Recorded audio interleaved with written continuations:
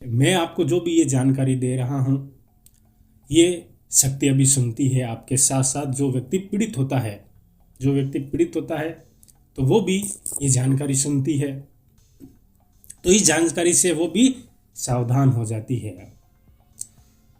हमेशा ये जानकारी आपको गुप्त तरीके से सुननी चाहिए। कान में आपको ईयरफोन लगाकर जहाँ तक हो और बहुत कम आवाज़ में सुननी चाहिए।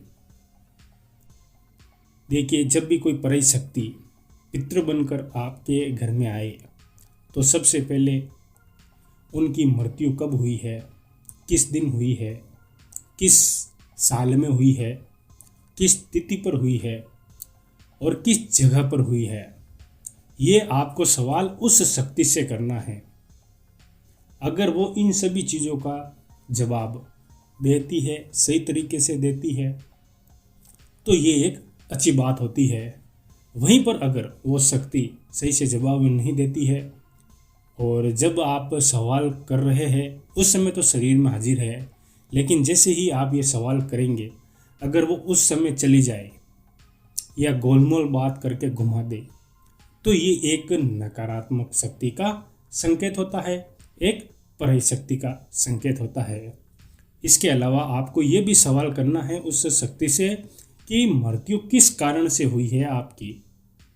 देखिए, जो आपके पितृ होंगे वो आपको सब जानकारी दे देंगे।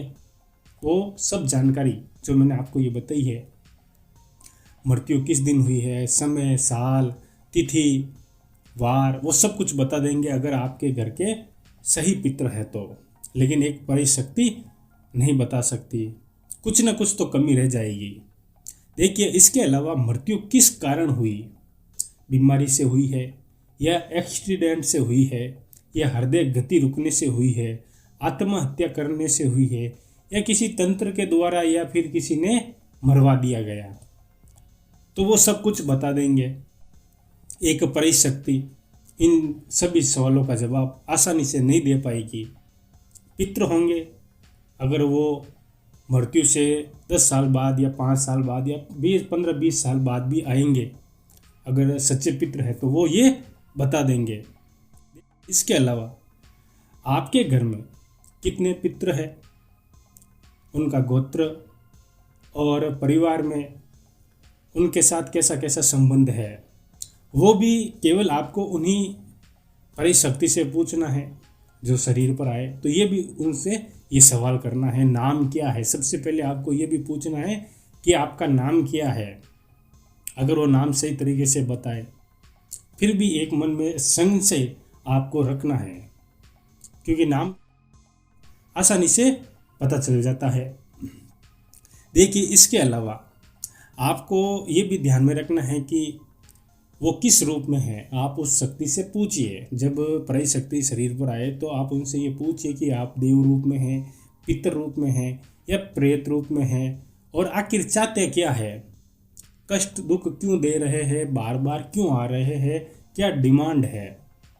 देखिए, अगर वो जिस रूप में है, सच्चे पितर है, तो बता देंगे कि देव रूप में है, पितर रूप में है या प्रेत रूप में है, तो उनके निर्मित तीर्थ स्थान पर जाकर क्या करना है, वो क्या चाहते हैं, अपनी मुक्ति के लिए कोई उपाय करवाना चाहते हैं, शांति के लिए कोई हवन करवाना चाहते हैं, तर्पण करवाना चाहते हैं, तो वो भी आपको अवश्य बता देंगे। कि इसके अलावा घर के जो सच्चे पितृ है वो आपको काम धंधा व्यापार सब कुछ देते हैं, जो एक पराई शक्ति नहीं दे सकती। देखिए, जब भी आप ये कार्य करेंगे, एक पराई शक्ति शरीर पर आती है, अगर वो इन सभी चीज़ों का सवाल जवाब अगर सही तरीके से देती है, अगर नहीं दे पाती है, अगर आपको विश्वास नहीं है कि ये, मान लीजिए कि आपने आपको सभी प्रकार के सही जवाब दे दिए लेकिन आप संतुष्ट नहीं हैं, तो उसके बाद आप ये कार्य करिए कि यही सवाल जो मैंने आपको बताया है ये आप एक कागज़ पर लिख लीजिए। दूसरी बार जब भी सवारी आए तो आप उस शक्ति से एक सौगंध ले लीजिए, हनुमान जी की सौगंध ले लीजिए, प्रेतराज सरकार की सौगंध ले लीजिए, या फिर आप जिस देवी देवताओं को मानते हैं, जिन भगवान को मानते हैं, उस शक्ति से सौगंध ले लीजिए या वचन ले लीजिए, जो भी बोलेंगे सच बोलेंगे, तो इससे उनका बंधन होगा।